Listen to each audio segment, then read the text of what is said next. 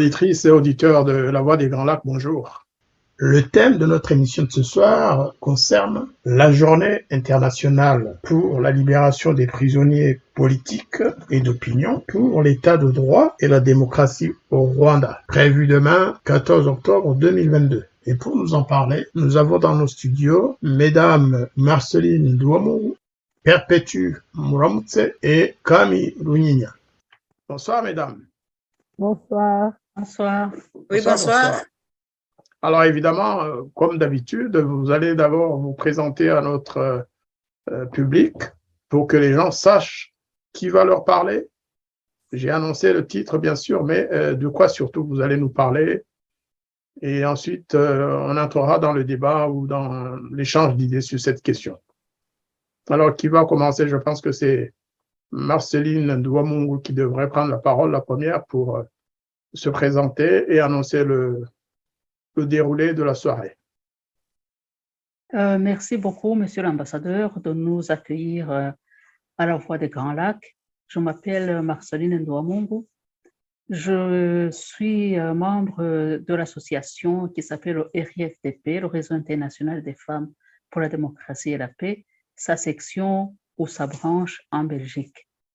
Notre association fait partie également du collectif Ingabire Day.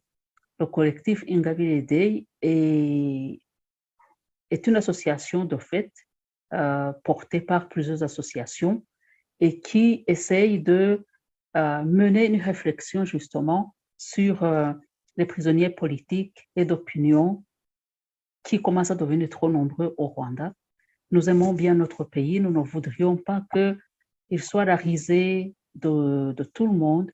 Nous voudrions que l'avènement de la démocratie voit le jour. C'est pour ça que nous sommes ici. Voilà, nous allons échanger sur ce sujet-là. Merci. Moi, mon nom, Perpétue Muramutse, je suis coordinatrice de la section du Réseau international des femmes pour la démocratie et la paix au Canada. Alors, nous œuvrons ensemble. Marceline a bien présenté l'objet de notre entrevue aujourd'hui. Et puis, on pourra continuer tantôt. Je vous remercie beaucoup. Alors, Madame Rachel Kami, s'il vous plaît. Oui, moi, c'est Kami Runyinya. Je suis la coordinatrice du Réseau international des femmes pour la démocratie et la paix en Belgique, section Belgique. Et donc, je fais la coordination avec Marceline. Voilà. Je vous remercie beaucoup. Alors, tout à l'heure, j'ai annoncé le titre de la journée. Est-ce que vous pourriez nous expliciter un tout petit peu de quoi il s'agit? Quand est-ce qu'elle a été adoptée? Parce que j'aimerais, pour les auditeurs de La Voix des Grands Lacs, que vous expliquiez un peu l'objectif de cette journée. Je pense que je peux me lancer. Donc, cette journée du 14 octobre a une signification. Vous vous souvenez que Madame Victoire Ingabire Umuhoza est rentrée des Pays-Bas en 2010 et le 14 octobre, c'est la première journée où elle a été emprisonnée. Et au 5e anniversaire de cet emprisonnement-là, beaucoup d'associations se sont mises ensemble pour réfléchir et voir si on ne peut pas mettre une journée comme ça qui sera dédiée aux prisonniers politiques et d'opinion et pour un état de droit et la démocratie au Rwanda. Nous sommes convaincus que cette journée est importante parce que nous pensons que le gouvernement en place, donc, qui est piloté par le Front patriotique rwandais, a une dette envers les Rwandais parce que au moment où il a commencé sa guerre et qu'il a gagné par après, entre autres, il nous promettait un état de droit et la démocratie au Rwanda. Mais alors, l'expérience nous a montré que il n'a pas tenu sa parole. Et donc, le fait que Victoire soit partie pacifiquement, essayer de se présenter au présidentiel de 2010 et qu'elle soit tombée, qu'elle soit mise en prison, ces 5 ans-là, donc en 2015, nous avons voulu marquer le coup en instituant une journée Ingabire Day pour que tout le monde puisse réfléchir justement sur le cas de prisonniers politiques d'opinion, et puis pour réfléchir sur comment notre pays devrait être une démocratie et un état de droit. Et depuis 2015, donc, des associations pilotent cette journée. Et demain, le 15, ça tombe un jour de semaine. Demain, il y aura des actions différentes dans différents pays. C'est pour ça que nous l'appelons une journée internationale. Il y aura des actions au niveau de la Belgique, mais essentiellement de communication, parce que pour nous rencontrer, nous nous rencontrerons en présentiel le 12 novembre parce que nous dépendons de la disponibilité logistique et nous dépendons de différents paramètres pour organiser une journée comme ça. Mais en Australie, ils ont déjà fait quelque chose. Hier, au Canada, ils feront quelque chose. Mais demain, la journée de demain, ce sera essentiellement une journée de communication. Et puis, les personnes pourront se rencontrer par pays pour un peu organiser localement comme ils le sentent. Et donc, depuis que nous avons commencé cette action, nous avons remarqué que il y a de plus en plus de prisonniers emprisonnés injustement. Il y a aussi les disparitions forcées. Essentiellement aussi, cette année-ci, nous rappelons des personnes, des prisonniers qui ont été mis en prison le 14 octobre dernier, donc il y a un an. C'est beaucoup de personnes qui sont là, qui n'ont rien fait, mais qui pensaient que justement, dans un état de droit, ils avaient le droit de célébrer une journée comme ça. Des prisonniers politiques, il y en a, des prisonniers d'opinion, il y en a tellement au Rwanda que mener une réflexion là-dessus ne devrait pas être un problème. Et donc aujourd'hui, nous pensons spécialement à Claudine Uwimana, Sylvain Sibomana, Alexis Ruchwanganya, Marcel Nahimana, Emmanuel Masengesho, Alphonse Mutabazi, Hamad Hagenimana, Jean-Claude Ndayishimiye et le journaliste Théoneste Nsengimana. Ces gens-là ont été mis en prison le 14 octobre de l'année passée. Ça va faire un an. Ils courent plus en prison pour rien parce qu'ils ont voulu juste se joindre aux autres pour un peu se souvenir de toutes les personnes qui sont emprisonnées. Je vous remercie. On continuera d'échanger sur le sujet. Je ne vais pas vous laisser passer avant d'expliciter quand même ce qui s'est passé le 14 octobre 2021, l'année dernière. Les auditeurs doivent savoir qu'au Rwanda, lorsque vous prévoyez d'organiser une réunion qui associe le nom de Victoire Ingabire, cette candidate aux élections présidentielles de 2010 qui a été mise en prison et qui a passé 8 ans de sa vie en prison justement parce qu'elle a voulu, n'est-ce pas, participer aux élections présidentielles. Au Rwanda, il suffit d'évoquer son nom, de vouloir organiser une réunion avec elle ou pour elle, pour lui rendre hommage, parce qu'elle est toujours là au Rwanda, eh bien, pour se faire arrêter. C'est ce qui s'est passé le 14 octobre. Un groupe de jeunes prévoyait d'organiser une réunion, d'ailleurs sur YouTube, sur Zoom, pour parler de Ingabire Day. Eh bien, ils ont été arrêtés avant qu'ils n'aient pu organiser cette journée, Ingabire Day. Voilà ce qui se passe dans notre pays. Au Rwanda, on emprisonne les gens parce qu'ils veulent se retrouver et parce que le thème de leur réunion, c'était comment changer les choses dans un pays par des voies pacifiques. Eh bien, pour ça, ils sont en prison aujourd'hui. Certains ont disparu. On ne sait pas exactement où ils sont. Je pense que c'est une précision peut-être qui valait la peine, non pas pour entrer en polémique avec qui que ce soit, mais défendre les droits des gens, c'est aussi dire la vérité. Voilà, je vais vous laisser votre collègue, consoeur Perpétue Muramutse pour poursuivre éventuellement. Ou alors, si vous avez une autre communication, je pense avoir vu un communiqué que vous avez publié pour justement la circonstance.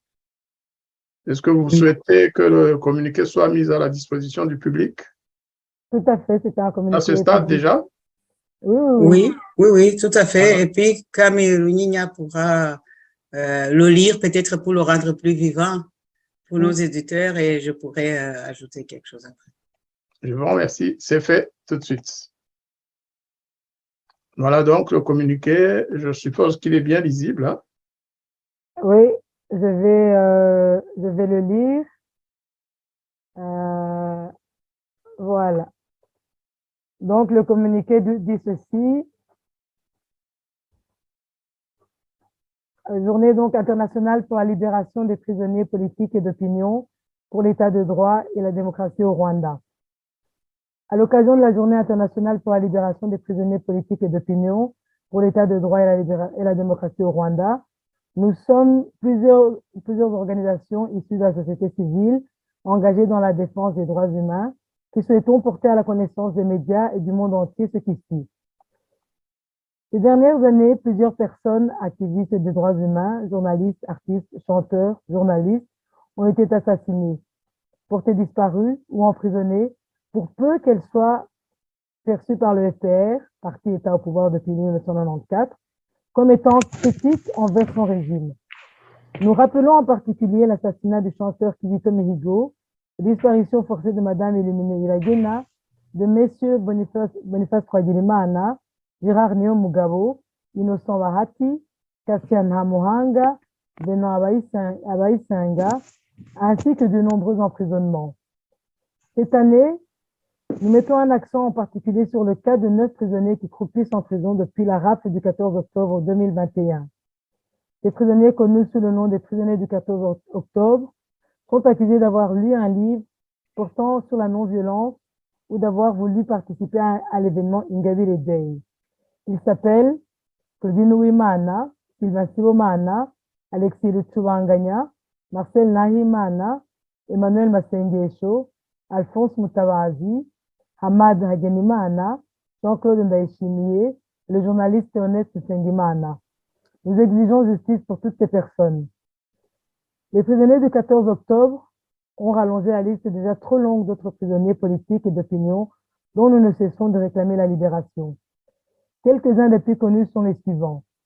Madame Yvonne Idama Ngiryamuguiza, Monsieur Aimable Karasira, Monsieur Paul Rusesabagina, Monsieur Christopher Kayumba, Monsieur Théophile Nherutwa, Monsieur Deogracias Mouchaïdi, Dr Théoneste Niyitegeka, Dr Christophe Mozayo, Dr Joseph Monsi, Professeur Léopold Munyakazi, des journalistes comme Monsieur Dieudonné Niyonsenga ou Monsieur Focas Zayizera et beaucoup d'autres.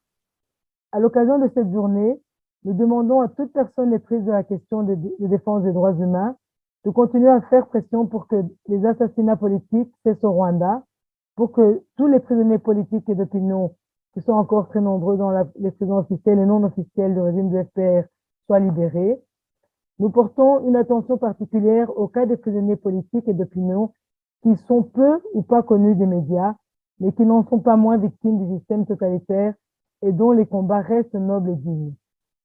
À vous toutes et tous, citoyennes et citoyens des pays qui octroient de l'aide, issus de vos impôts, au régime en place à Kigali, nous demandons d'intervenir auprès de vos gouvernements pour qu'ils conditionnent l'État du Rwanda à l'ouverture de l'espace politique, au respect des droits humains et des principes démocratiques. Cette année 2022, la journée du 14 octobre sera ponctuée de divers événements ayant pour objectif de sensibiliser et de mobiliser différents publics au sujet de la situation des droits humains au Rwanda. Ainsi, à l'extérieur du Rwanda, des conférences en ligne, des communications et des campagnes médiatiques sur les réseaux sociaux seront organisées. À l'intérieur du pays, les Rwandais qui, à cause de la terreur, ne peuvent faire d'action visible sans s'exposer aux foudres du régime, observeront le 14 octobre à 12 h un moment de silence pour une pensée particulière ou une prière pour les prisonniers politiques et d'opinion et pour toutes les autres victimes des injustices du régime totalitaire du FPR au Rwanda et ailleurs. Voilà. peut-être qu'on peut se permettre aussi de rappeler exactement l'action de demain. Moi, j'aimerais que peut-être on la précise vraiment. Est-ce que Camille, l'action qu'on doit faire demain, c'est par rapport à cette minute de silence, peut-être pour que ça soit bien entendu? En fait, la minute de silence sera tenue par les gens qui le souhaitent, où qu'ils soient. Parce que comme vous le savez, au Rwanda, les rassemblements ne sont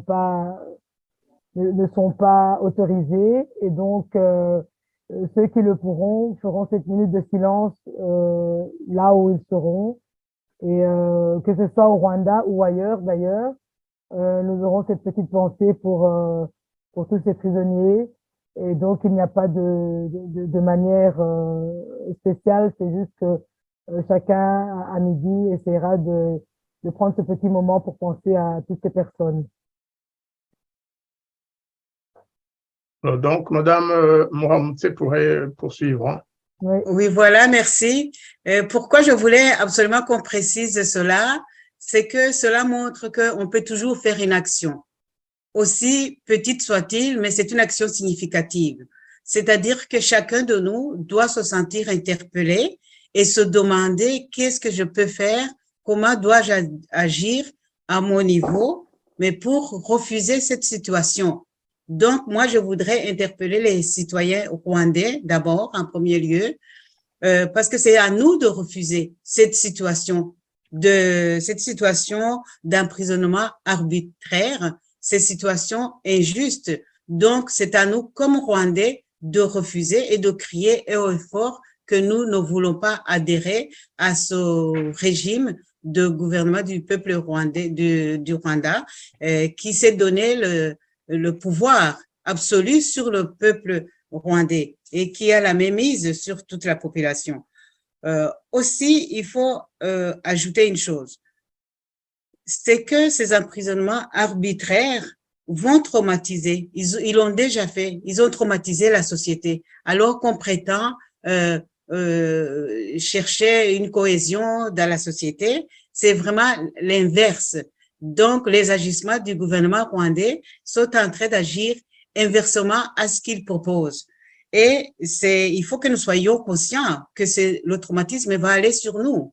Le traumatisme va aller sur nos enfants, sur nos petits-enfants. C'est arrivé maintenant aux petits-enfants. Alors, c'est très grave parce que c'est une culture de la violence. La violence, ça se cultive. Contrairement à ce que certains peuvent penser, la violence n'est pas ce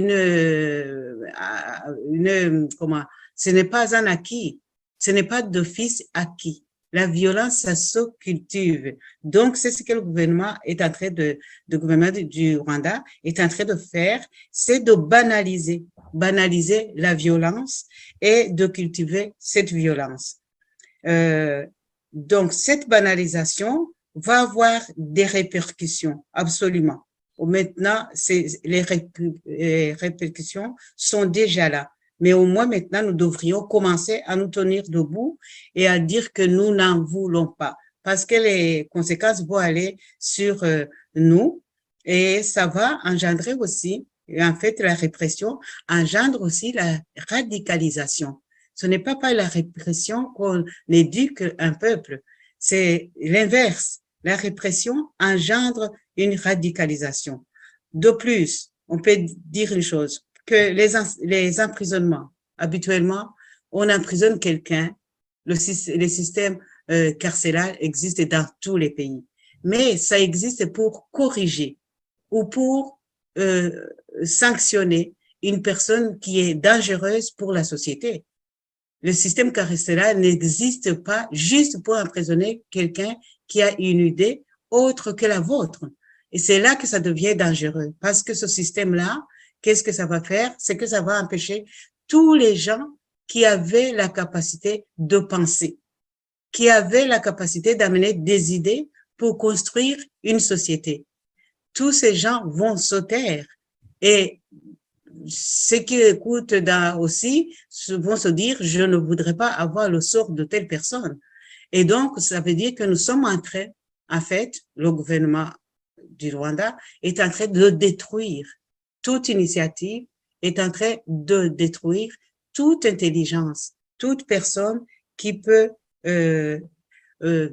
donc innover, qui peut avoir des idées.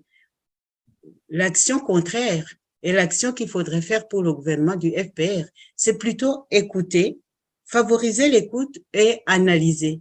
Pourquoi des personnes demandent ceci? Pourquoi des citoyens se plaignent pour telle ou telle chose? Alors, à ce moment-là, prendre le courage de chercher des solutions, de les instaurer petit à petit et d'expliquer aux citoyens.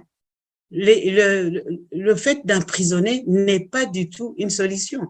Et ils vont le vérifier, parce que ce n'est pas parce qu'on est en train de vaincre par la force quelqu'un qu'il est convaincu. Alors, où allons-nous? Nous allons vraiment dans un abîme où la plupart des gens aussi finiront par croire que la répression est nécessaire.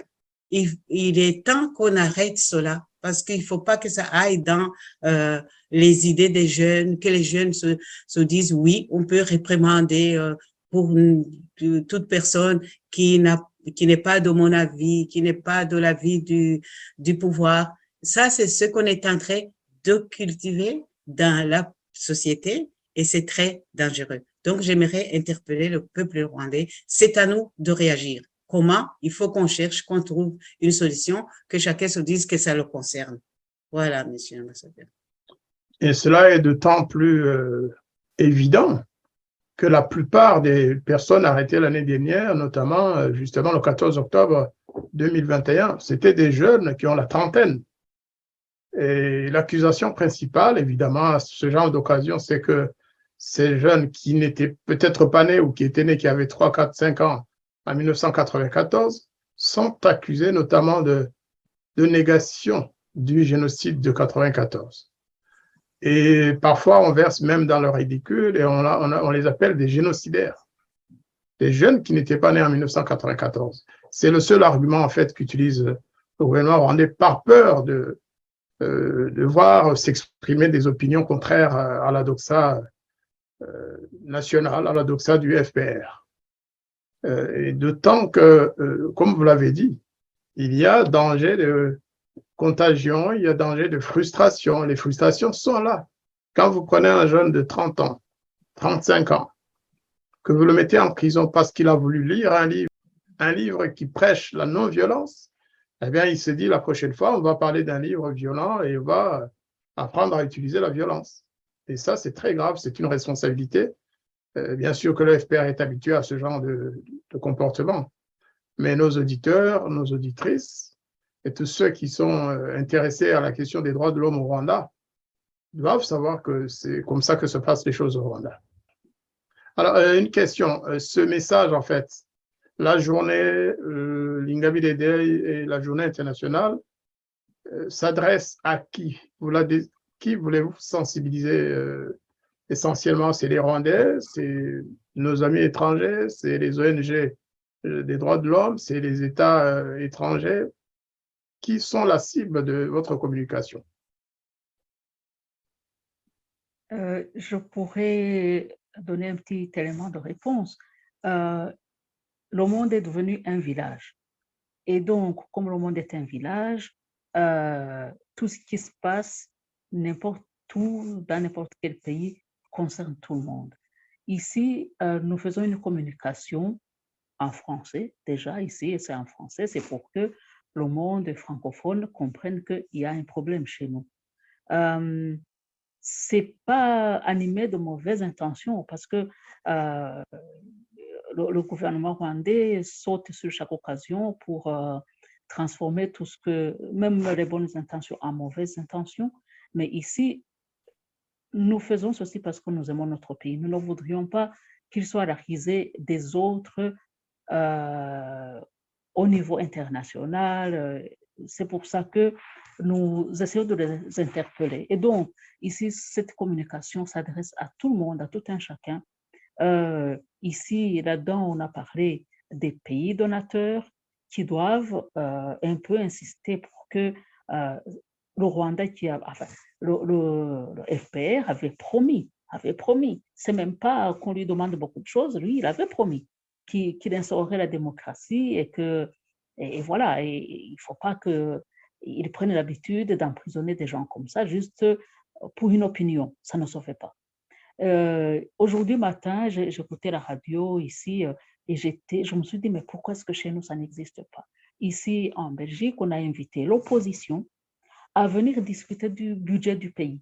Donc, ceux qui sont au pouvoir élaborent un budget du pays, mais ils ne peuvent pas le mettre en application tout seuls. Ils invitent l'opposition à venir parler et dire ce qu'ils en pensent. Pourquoi est-ce que chez nous, ça devient un problème? Pourquoi est-ce que toute personne qui émet une idée est considérée comme un ennemi du pays? Donc, ça ne devrait pas être. Et puis, la communication s'adresse bien sûr aux Rwandais eux-mêmes pour qu'ils puissent vaincre la peur qu'on a sommée en eux.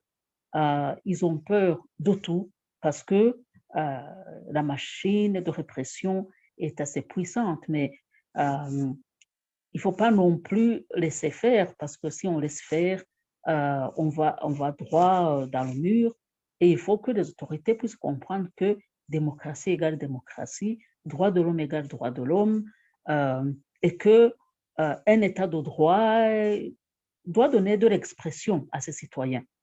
Des citoyens qui ne s'expriment pas, c'est très dangereux. Voilà, donc cette communication s'adresse à tout un chacun, à toute personne éprise de liberté, éprise de bon sens, éprise de cette volonté de bien faire et de recherche d'un monde meilleur pour notre humanité. Si j'ai bien compris, ce que vous demandez notamment à la communauté internationale, aux pays, aux bailleurs de fonds, à tous ceux qui aident le Rwanda, ce n'est pas d'arrêter les aides, ce n'est pas d'installer un embargo contre le Rwanda, mais c'est d'ouvrir l'œil et de savoir que lorsqu'on donne 1 milliard, je prends l'exemple du Fonds monétaire international hein, qui a donné un chèque énorme, que le Fonds monétaire sache que cet argent va notamment servir à l'oppression.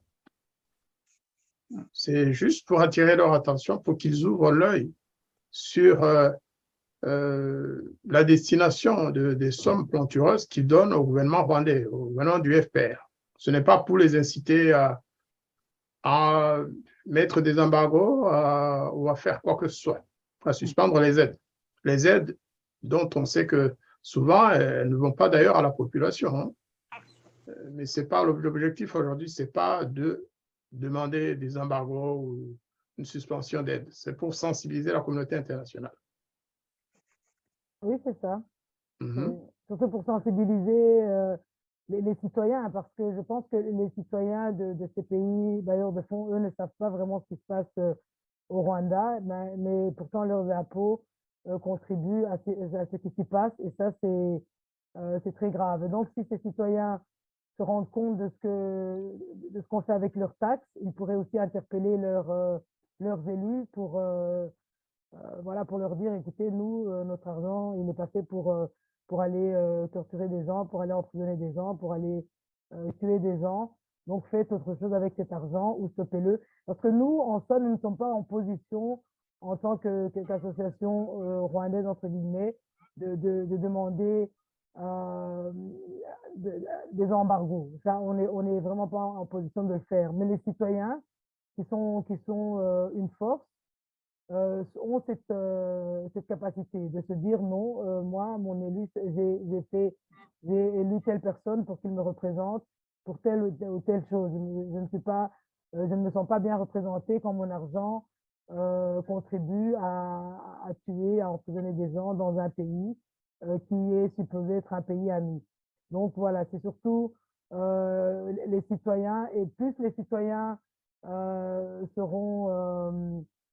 rendre compte de ce qui se passe, plus ils interpelleront leurs élus qui eux aussi diront, bah oui, on doit rendre des comptes à nos citoyens qui nous ont élus. Donc voilà, en fait, c'est tout ce processus qui doit être mis en place. Et voilà, donc plus les gens seront nombreux à se rendre compte, plus il y aura possibilité qu'il y ait des changements dans ce qui se passe. Juste une question pratique. Est-ce que tous les jeunes qui ont été arrêtés l'année dernière sont déjà passés en justice? Est-ce qu'ils ont été condamnés? Est-ce qu'il y en a qui ont été acquittés? Quelle est la situation actuelle de ce groupe de jeunes youtubeurs et de journalistes et d'activistes des droits de l'homme? Je pense que à l'heure actuelle, ils sont tous au stade des 30 jours de détention provisoire préventive. qui sont renouvelés chaque fois. Ça fait 1 an et ils ne sont pas encore condamnés. Et donc, ils passent chaque fois, disons qu'ils sont encore dans les préliminaires. Donc, ils ne sont pas encore condamnés, mais ils viennent quand même de passer tout 1 an en prison. Je rappelle qu'il y a quelques jours, 4 journalistes, je crois, sont sortis de prison après 4 ans, sans procès. Et ben, la justice s'est excusée, elle a dit, on s'était trompé, vous pouvez rentrer chez vous. Nous espérons vraiment que le groupe du 14 octobre 2021 ne va pas subir la même situation. Là, si on peut non pas demander un embargo, mais proposer des sanctions ciblées, ce ne serait pas antinational, ce serait que justice. Tout à fait. Peut-être je pourrais ajouter une chose, Monsieur l'ambassadeur, par rapport à sanctions, mais il y a des gouvernements qui devraient être interpellés. Et d'ailleurs, j'interpelle aussi les Rwandais qui sont, enfin, les Rwandais d'origine, mais qui sont dans les pays autres que le Rwanda et qui sont aussi des citoyens et donc qui pourraient interpeller leur gouvernement. C'est nos gouvernements, ce sont nos gouvernements et nous pouvons faire, donc nous ferions à ce moment-là, on dirait que ça bouge. Vous m'entendez? Oui, on t'entend très bien. On ne vous voit pas, mais on vous entend très bien. C'est ça, on dirait qu'il y a quelque chose. Hein, donc, vous pouvez poursuivre, madame. Oui, voilà. Donc, nous sommes des citoyens des pays où nous habitons. Donc, nous devrions nous-mêmes écrire et se baser peut-être sur ce que nous sommes en train de dire maintenant et écrire à nos gouvernements, surtout quand nous savons qu'ils aident, par exemple, la justice. Il y a beaucoup de pays qui se sont intéressés au système judiciaire dans nos pays. Alors, comment ces pays-là peuvent continuer à soutenir ce régime pour instaurer un système judiciaire, alors que maintenant c'est devenu plutôt un système carcéral. Donc, il faudrait interpeller ces gouvernements qui donnent des fonds. C'est pas pour sanctionner, c'est plutôt pour dire pour les fonds ne sont pas utilisés pour les objectifs qu'on souhaiterait. Alors, à ce moment-là, mais il faut aller vraiment interpeller ces gouvernements. Voilà. Alors, en relation avec Victoire Ingabire, puisque c'est Ingabire Day tout de même, on ne va pas passer sans parler d'elle. Ces derniers temps, je ne sais pas si, comme moi, vous avez observé la série de harcèlement, d'intimidation. On la traite de tous les noms dans la presse rwandaise. Il y a un groupe de conseillers du président Kagame qui la harcèle au quotidien, qui la traite de génocidaire, de tous les noms. Est-ce que vous pourriez quand même en dire un mot à tous ceux qui suivent notre émission? Oui, tout à fait. Oui, mais ça c'est déjà, ça n'a pas arrêté depuis qu'elle est arrivée au Rwanda, qu'elle a été emprisonnée pendant 8 ans et dès qu'elle est sortie, on a essayé de l'intimider, de la décourager. Et il y en a même qui parlaient de la faire tuer, qu'elle devrait être tuée pour ne plus qu'on l'entende. Mais c'est vrai que depuis sa libération, ça va crescendo, ça va de plus en plus. Mais ce qui est bien, c'est qu'elle ne se décourage pas. elle continue son petit bout de chemin. Donc, elle essaie de faire des interviews parce qu'il y a beaucoup de journalistes au Rwanda qui la sollicitent pour avoir pour avoir son opinion sur ce qui se passe au Rwanda. Donc, rien que ça, c'est une preuve que tout le monde ne la met pas dans le même panier et que d'ailleurs, ceux qui la fustigent ne sont qu'une petite minorité, lâchée par le pouvoir, quoi. Quand tu entends quelqu'un comme aujourd'hui, par exemple, j'ai entendu Lizima Anna, qui est supposé être ministre de l'unité nationale. Quand tu l'entends parler, tu te dis, mais on se croirait vraiment à l'époque d'Hitler avec ces propagandistes qui parlent. Quand tu entends un soi-disant ministre qui dit les gens comme Victoire Ingabire, alors il cite aussi les Agnès Uwimana et d'autres, William Ntwari et d'autres. Et il dit, ces gens-là, vous pensez, il y en a qui pensent qu'on les laisse faire, mais non, on ne les laisse pas faire. On attend juste, donc c'est comme tu disais, on attend juste une occasion pour les mettre en prison, quoi. Donc on les a à l'œil. Donc un ministre qui dit ça, comme si son job en tant que ministre n'était que de courir après quelques citoyens qui s'expriment, qui ne font aucun mal, qui n'ont pas d'armes, qui n'ont rien. Mais un ministre qui ose dire ça, c'est qu'on est dans un pays. Moi, quand les gens disent que ce pays-là n'a rien à voir avec le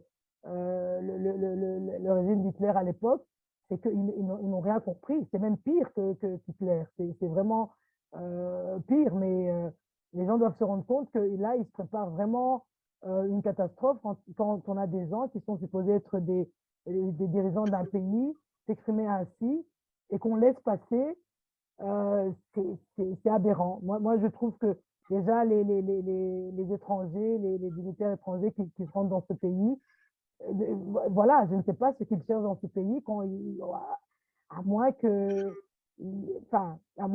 ne s'associent avec le régime, qu'ils disent oui, on approuve ce que fait ce régime, mais alors là, c'est comme ceux qui étaient associés à Hitler, c'est exactement pareil. Donc pour moi, c'est comme ça que ça se présente. Mais heureusement que Victoire et d'autres comme elle gardent la tête haute et fait ce qu'elle doit faire. Et voilà, advienne que pourra. Et au nombre de tous ces gens qui persécutent et qui harcèlent Victoire Ingabire, on peut même ajouter le nom du président Kagame qui a dit qu'elle devrait en fait retourner en prison parce qu'elle a tout simplement exprimé ce qu'elle pensait, parce qu'elle a demandé un dialogue avec le pouvoir en place pour avancer ensemble. Eh bien, la réaction, c'est qu'elle doit retourner en prison. Et il faut absolument le dire aussi. Tout à fait. Voilà. On se dirige vers la conclusion de cette émission, mais je vais vous laisser parler, aborder éventuellement d'autres sujets. Au passage, qu'est-ce que vous attendez des communautés rwandaises disséminées à travers le monde à cette date d'Ingabire Day et des journées des prisonniers? Je peux peut-être prendre la parole, Monsieur l'ambassadeur, merci. Ce que nous attendons, c'est qu'ils prennent 7 minutes de silence, comme on l'a dit au début, mais aussi c'est qu'ils fassent vraiment une action concrète. Donc, ils peuvent aller au-delà de 7 minutes de silence parce que nous et eux, donc, nous sommes dans des pays de droit. Nous sommes dans des pays où nous pouvons agir en tant que citoyens. On ne peut pas non plus continuer à accepter d'avoir peur d'être terrorisé, même dans des pays libres comme le Canada. Donc, il faut vraiment refuser ça. Franchement, c'est exagéré ce que quelqu'un t'appelle et te dit tu vas être menacé ici et là. Jusqu'aujourd'hui, on peut voir qu'ils n'ont pas tant que ça la même mise ici sur nos territoires. Donc, pour cela, nous devons vaincre cette idée d'avoir peur, de dire que si j'agis, je vais avoir des conséquences. Non, je pense qu'ils risquent beaucoup aussi en agissant sur des territoires autres que chez eux. Au Rwanda, c'est autre chose, mais sur des territoires sécurisés comme nous, dans des pays dignes de ce nom, nous ne devrons pas avoir peur. Et donc, moi, j'invite vraiment que chacun qui est dans des pays sûrs puisse au moins contacter un député de son choix ou en qui il a confiance et se faire connaître. En fait, il faut se faire connaître aussi sur le territoire où nous sommes et justement dénoncer parce que les députés sont des voix des citoyens et ils ont des voix qui portent plus qu'une seule personne, un citoyen. Et donc, pourquoi ne pas vraiment faire ce geste? Il faut faire ce geste. On ne peut pas rester dans son salon aussi penser que on agit comme ça. Donc, il faut faire un geste concret et aller vers les autorités d'ici, en parler pour leur demander concrètement de ne pas soutenir le régime de Kigali dans ses actions injustes envers sa propre population. Voilà. Je vous remercie beaucoup. Pour ne donner qu'un exemple quand même de ces bailleurs de fonds internationaux qui soutiennent mordicus, le régime de Paul Kagame, je pense qu'il faut citer en particulier l'Union européenne. Madame Marceline Ndouamungu, qui est en Belgique, vous vivez en Belgique, est-ce que l'Union européenne, d'après vous, est sensibilisée suffisamment sur le sort que le gouvernement, auquel le gouvernement soumet Victoire Ingabire? J'ai vu récemment encore. Elle a reçu 2 députés ou un peu plus, je ne sais pas, des députés qui étaient venus à la conférence interparlementaire. Eh bien, le fait qu'elles aient été lui rendre visite constitue un crime pour Victoire Ingabire. Les mêmes personnes, le même groupe de pourfendeurs qui travaillent à la présidence de la République, sans le dire, eh bien, ils l'ont traité de tous les noms une fois encore en la menaçant parce qu'elle a rencontré des députés européens. Est-ce que vous avez suivi cette affaire? Est-ce que vous comptez notamment passer le message, Madame Ndouamungu, à l'Union européenne? Je pense que le message est connu. Pourquoi? Parce que si je peux donner un exemple, déjà dans l'affaire de transfert de réfugiés, vous vous souvenez bien de ce que la communication d'un ambassadeur anglais, ce qu'il a dit à son pays au moment où on évaluait cette action-là. Donc, moi, ça m'a conforté dans ma conviction que beaucoup de choses sont connues. Elles sont connues, mais ça ne nous empêche pas de les répéter chaque fois pour que notre pays, quand même, soit un pays de droit, respecte, qu'il soit fréquentable, qu'il soit, voilà, qu'il soit, comme dit Perpétue, un pays digne de son nom. Malheureusement, justement, Victoire, pour l'instant, elle est vraiment malmenée de toutes parts. Et je ne sais pas pourquoi, moi je me demande pourquoi les autorités de Kigali ont si peur. Elle rencontre juste 2 personnes et il y a un levé de bouclier contre elle, et pas seulement contre elle, hein. Moi aussi, ces derniers jours, il y a les gens là-bas qui me traitent de tous les noms juste parce que je réagis un peu sur Twitter, sur les réseaux sociaux. Mais, et ça me rappelle même les pays occidentaux qui ont soutenu les procès, vous vous souvenez, les procès des médias de la haine. Vous vous souvenez, après 94, il y a eu un procès des médias de la haine. Et aujourd'hui, on vit exactement la même chose. Et je me dis, mais où va-t-on? Où allons-nous? Et c'est pour ça que justement, plutôt que de replonger dans la violence, nous soutenons toute initiative non violente. Entre autres, des journées comme ça et entre autres, ce que fait Victoire sur place. Elle est partie, elle ne veut pas de guerre, elle veut juste qu'on s'entende, et je ne sais pas pourquoi le gouvernement rwandais est très, très allergique à ça. Pourtant, je pense qu'un jour, il faudra que nous passions par le dialogue si nous voulons que notre pays s'en sorte. Parce qu'un pays aussi qui développe des sentiments de haine vis-à-vis des autres ne peut pas avancer. Et puis, comme on dit, il n'y a pas une seule idée dans un peuple de 12 millions ou de 13 millions. Il faudrait que les autorités apprennent à écouter leurs citoyens. Voilà. Et puis, on a parlé des gens qui sont en prison, la plupart de youtubeurs. C'est juste parce qu'ils ont émis une opinion, mais plutôt que de les approcher, de leur dire, voilà, nous, comment on voit les choses. Tu t'es peut-être trompé et discuter. Mais non, la solution est devenue la prison et ça ne peut pas durer, je pense. Je vous remercie. En paraphrasant l'autre, vous savez, le régime de Kigali n'aime pas le dialogue, il n'aime pas les méthodes non violentes pour accéder au pouvoir. C'est quand même bizarre.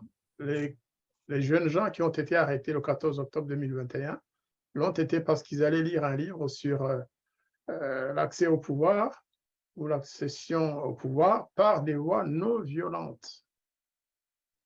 Et Victoire a été malmené parce que tout simplement, il a envoyé une feuille de route pour le dialogue entre Rwandais. Elle l'a envoyé aux Nations Unies, elle l'a envoyé au gouvernement rwandais, elle l'a envoyé à toute l'opposition. Et pour le régime de Kigali, cela constitue un crime. C'est ça. En fait, nous ne sommes pas dans un pays normal, en tout cas un régime normal. Pas du tout. C'est un régime qui a peur même de la voie non violente. C'est dire. Paul Rusesabagina est accusé faussement d'avoir dirigé une rébellion violente et Victoire Ingabire d'avoir voulu dialoguer par des moyens non violents. Allez-y comprendre quelque chose. Donc, je reviens peut-être à la conclusion de notre émission. Si chacune d'entre vous trois a un mot de la fin ou un message à adresser aussi bien aux Rwandais qu'à tous nos amis, à tous nos auditeurs, eh bien, la parole est à vous, mesdames. Moi, je voulais juste rappeler que, donc, comme l'a dit Marceline au tout début, en Belgique, la journée Ingabire Day sera célébrée le 12 novembre à Bruxelles. Et donc, tous ceux qui le pourront sont invités. Donc, le flyer va circuler, vous allez sûrement le voir. Je crois que, je ne sais pas si on l'a ici tout près, sinon vous l'aurez envoyé, vous l'auriez mis à l'écran. Sinon, on va vous l'envoyer, vous le mettrez sur votre site aussi et comme ça, vous le ferez connaître à vos auditeurs et à tous ceux que vous pourrez.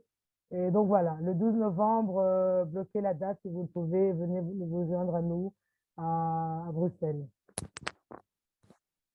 Eh bien, j'espère pouvoir être en mesure de venir.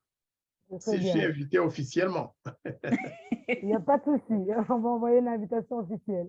Voilà, merci. Et Madame Perpétue Mohamoutsé, s'il vous plaît, vous pouvez aussi dire ce que vous pensez des préparatifs du mois de novembre, éventuellement. Oui, merci, Monsieur l'ambassadeur. Au mois de novembre, ça va être à Bruxelles. Donc, nous ici, on va faire ce pourquoi on interpelle tous les citoyens, une minute de silence demain. Donc, demain, on va prendre 7 minutes de silence et aussi, nous allons faire des correspondances. Donc, nous avons déjà commencé de dénonciation de cette situation des emprisonnements arbitraires. C'est quelque chose qui doit continuer. C'est pas une action seulement d'un jour. C'est juste que c'est le jour symbolique, mais ce sont des actions qui doivent continuer. Donc, pour ceux qui sont en Europe, vous pourrez participer dans cet événement de la Belgique. Je me joins à, nous sommes de toute façon de la même famille, là, de Réseau international des femmes pour la démocratie et la paix. Mais j'invite aussi tous les Rwandais vraiment à se poser la question de qu'est-ce qu'on doit faire et de comment on peut agir chacun à ses moyens, bien sûr, surtout ceux qui sont vraiment de l'extérieur aussi, mais ceux qui sont à l'intérieur aussi, de quel geste moi j'ai posé cette année pour refuser cet état de choses. C'est ça qu'on devrait se poser comme question et y répondre. Qu'est-ce que j'ai fait cette année comme geste pour m'opposer à ces emprisonnements arbitraires. Voilà, alors merci, je vous remercie. Je vous remercie, Madame Marceline Ndouamungu, si vous avez... Oui, j'ai juste une petite communication vis-à-vis de notre public que nous accueillons le 12 novembre. C'est parce qu'en fait, il y en a qui ne comprennent pas, qui confondent, qui disent, mais oui, Ingabire Day, c'est le 14 octobre. Oui, est-ce que ça va avoir lieu? Oui, ça va avoir lieu, c'est demain, c'est une date. C'est le 14 octobre qu'on célèbre cette journée internationale pour la libération des prisonniers politiques et d'opinion pour l'état de droit et la démocratie au Rwanda. Mais pour se rencontrer physiquement, nous le faisons à une date, soit un peu avant, soit un peu après, dépendamment justement de la logistique, dépendamment de la disponibilité des salles, dépendamment de plusieurs paramètres. C'est pour ça que si on vous invite pour le 12 novembre en parlant d'Ingabire Day, c'est la même journée, sauf qu'on se rencontre et demain, comme c'est un vendredi, les actions seront principalement de communication, mais physiquement, nous nous rencontrerons le 12 novembre. Mais c'est toujours la même chose. Voilà. Je vous remercie beaucoup. À mon tour, je profite de cette occasion pour vraiment vous féliciter pour toutes les actions que vous menez depuis autant d'années. Le réseau des femmes, je pense, je n'ai pas l'habitude d'être très expressif, mais je n'en pense pas moins. C'est une des organisations qui a le plus, je crois, porté la voix des Rwandais. Peut-être que vous bénéficiez aussi de cet atout féminin qui est le vôtre, mais vous êtes des femmes très, très agissantes et vous allez droit au but. Vous faites des choses concrètes. Je vous en remercie énormément et peut-être serai-je avec vous le 12 novembre pour, avec les autres, non pas fêter, mais réfléchir aux actions à mener, parce que vous savez que certains me surnomment Monsieur Synergie. C'est vrai que la synergie, sans la synergie, on ne peut rien faire. Surtout pour nous, Rwandais, qui sommes dispersés à travers le monde. Nous, Rwandais, qui avons autant de partis qu'il y a de collines, autant de candidats présidentiels qu'il y a de collines ou de rivières au Rwanda, je le dis de manière dans la pensée, alors qu'il n'y a pas de place pour tout ça. Nous avons des gens capables, des gens qui se sont sacrifiés, qui sont au Rwanda, qui sont à l'étranger. En synergie, nous pouvons faire des choses et faire bouger les lignes. Et je pense même, ce n'est pas le lieu de le dire, changer le système qui gangrène notre pays. Ce régime politique qui emprisonne, qui tue, qui enlève, qui fait disparaître, qui ment, qui harcèle, qui fait de la diffamation. Vous le savez, ces derniers temps, ils ont parlé de vous parce que vous avez émis des tweeters. Je ne vais pas parler de moi, vous le savez. C'est des articles dans les journaux, c'est des émissions YouTube. En fait, nous sommes tous logés à la même enseigne. Donc, essayons ensemble d'utiliser cet élément de synergie qui va permettre aux Rwandais de se réunir autour d'une idée. C'est ce que d'ailleurs, je pense, demande Victoire dans sa feuille de route. C'est un dialogue, bien sûr, entre l'opposition et le gouvernement, mais aussi entre les Rwandais eux-mêmes qui ne sont pas au pouvoir.